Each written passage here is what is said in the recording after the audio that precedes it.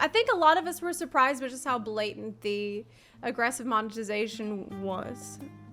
We thought that the mask would not be completely off for Blizzard. Like, we thought that usually a lot of times Blizzard likes to have maintain appearances.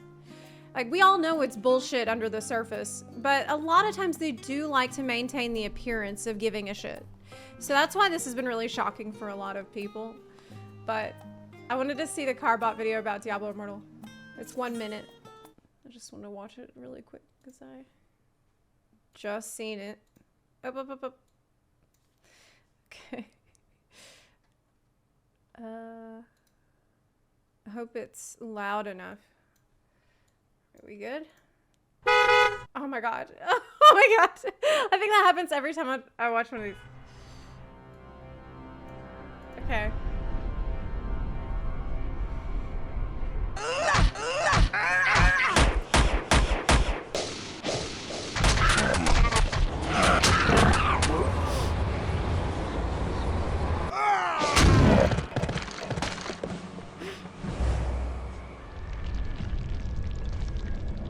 Not even death can save you from me.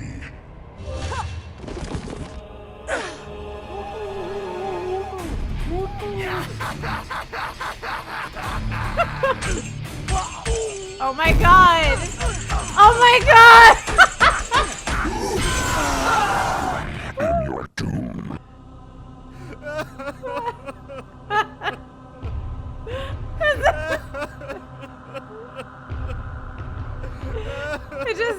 It's just openly sobbing at the end. Wow.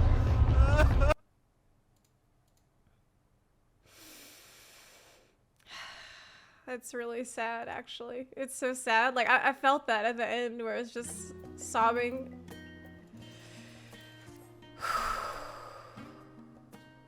My favorite series, forever gone. I heard that it costs $100,000 to max out your character in that game. And it could cost a little more than that. Could cost a little less. But it can cost $100,000 fucking dollars to max out your character. To get Bis in Diablo Immortal.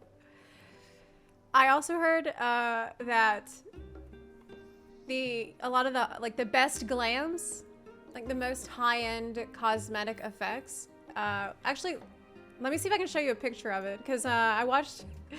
I'm not gonna watch this Bellular video because I've already seen it and it's really long.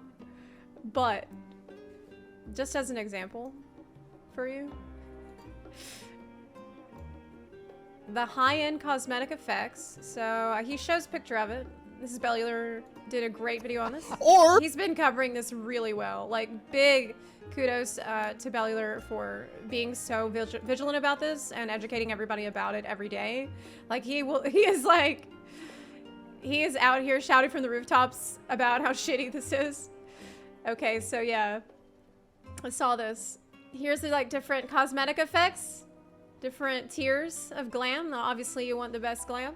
To get the high-end cosmetic effect, it could cost you 6 figures if you whale it. Otherwise, it could theoretically take years of dailies to get the best shiniest outfit for your character. And they actually, when they were talking about this, they said it's not just years, it's not just like a year or 2 of dailies, even though that would be insane. It's like a decade. It's like an actual decade of doing dailies every single day to get that. So, I mean, I have no words, really. I have been, and sometimes I want to laugh because it's so ridiculous and terrible and, like, clearly obscene. It's obscene, it's gross, but at the same time, I want to cry because I know that there's so many people that will be taken advantage of that are vulnerable to this kind of shit or think that they're not vulnerable, and turns out they are. I actually was tweeting about this a good bit today, thinking about it being sad about it, because I know people in my life that have actually struggled with gambling addiction. And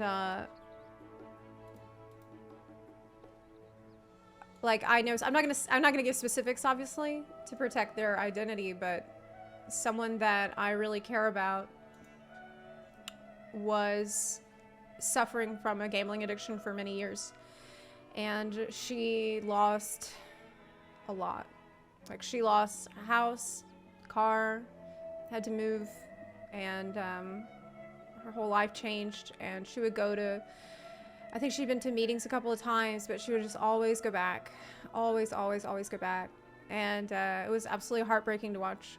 I mean, they don't want to watch it. You don't want to watch it. Nobody wants this thing to be happening, but it just keeps happening because it's like a brain worm. It's like a brain parasite. And to me, to think that there are game developers that see people suffering from that, or like see that state in somebody and think, jackpot, that's what I want. Like, let's design a game that encourages that. Like, that's the end goal. That's the end result.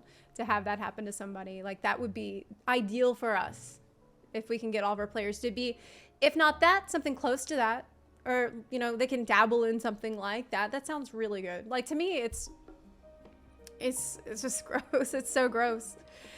It's not just like a lack of trust between dev and player, which I feel like the best games are built on trust between devs and player. Like, we talk about it a lot in Final Fantasy 14. One of the reasons why I think the game is so damn good is because of the immense respect and trust that the devs have with the players. And I think every good game must rest on that relationship of trust.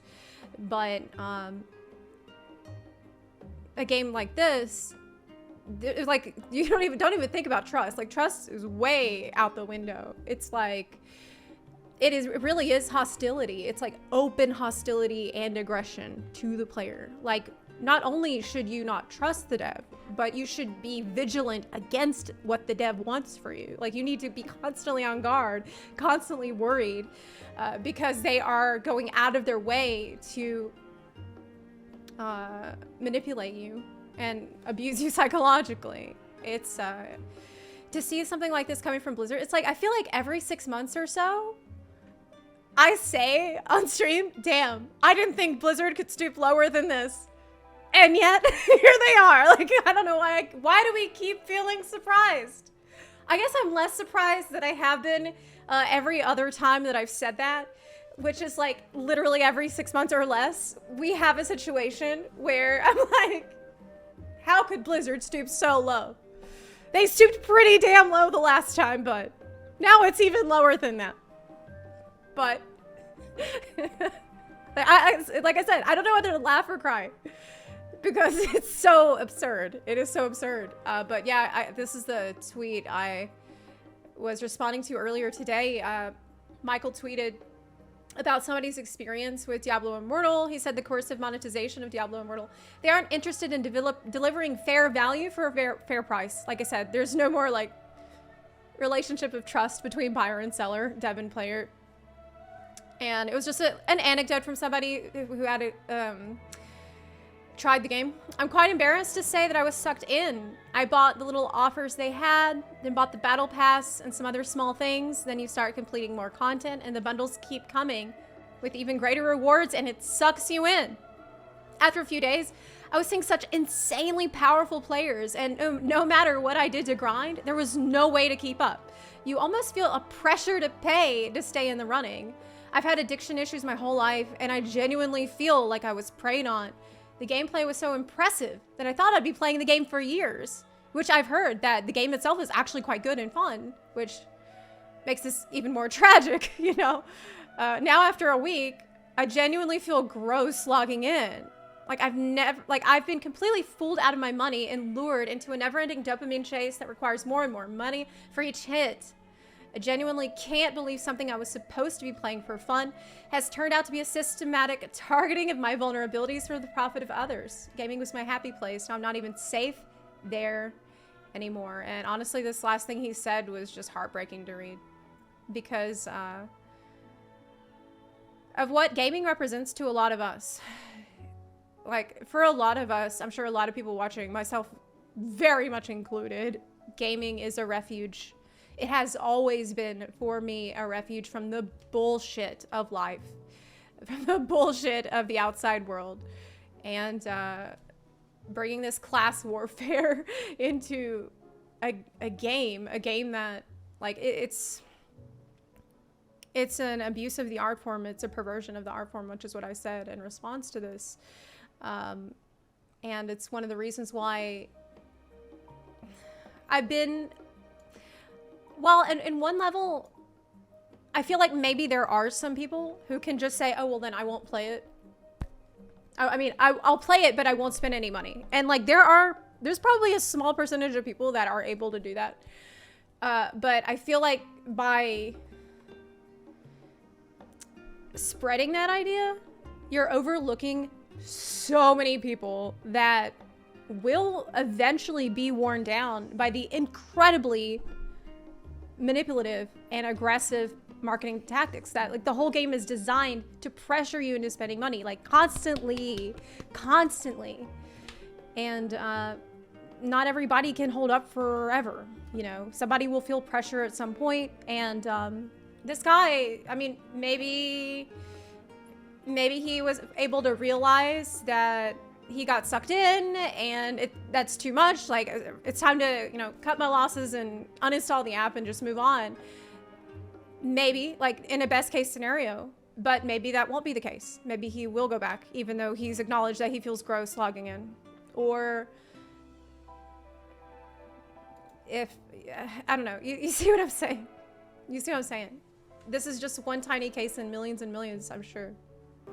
I talked a little bit about person that I really love who struggled with gambling addiction and how rough that was to see. And oh yeah, I also remembered something in this video that that was said. Let me see if I can pull up this one thing because I timestamped it.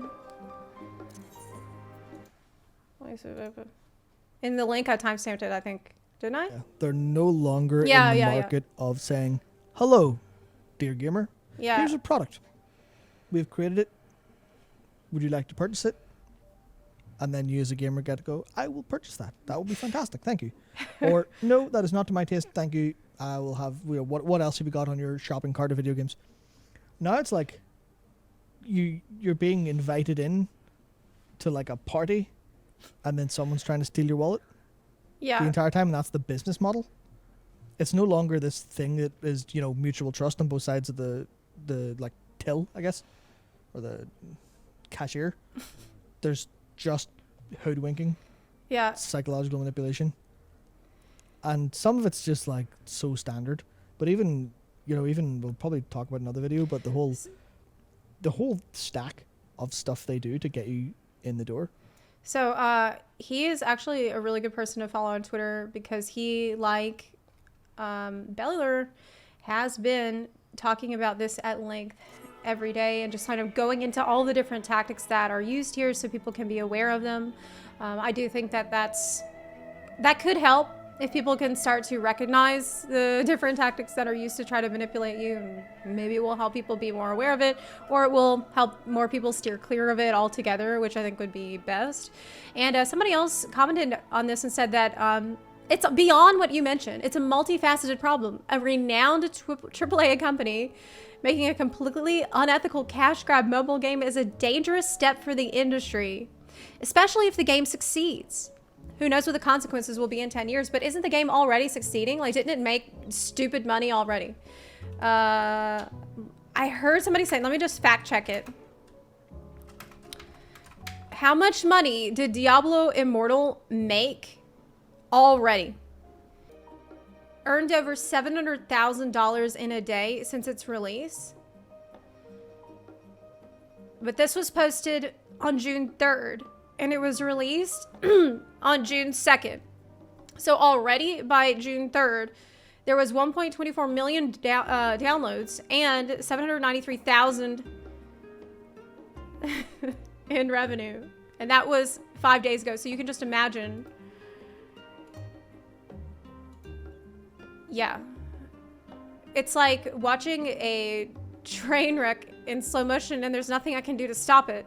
I'm incredibly worried for the future of the industry, and I just feel like games like Final Fantasy 14 that have people in charge like Yoshi P, these are the last holdouts that we have for the art form. I feel like in time, developers will just follow the money, and they're just going to keep doing whatever makes the most money, and that's it. I don't want to be a doomer or anything, but how, like, it seems impossible to stop if people are just shelling out the money and there's no laws in place. I mean, in some countries, yeah, there are laws in place to stop this kind of unethical shit happening, but not everywhere. And so, yeah, I wish I had something like more optimistic to say. All I can do is like, I just felt like I needed to talk about it at least. At least I can talk about it and say my piece, say my part. Because I want games to remain a refuge from the bullshit of life, from the bullshit of the outside world, and not bring in all this crap to it.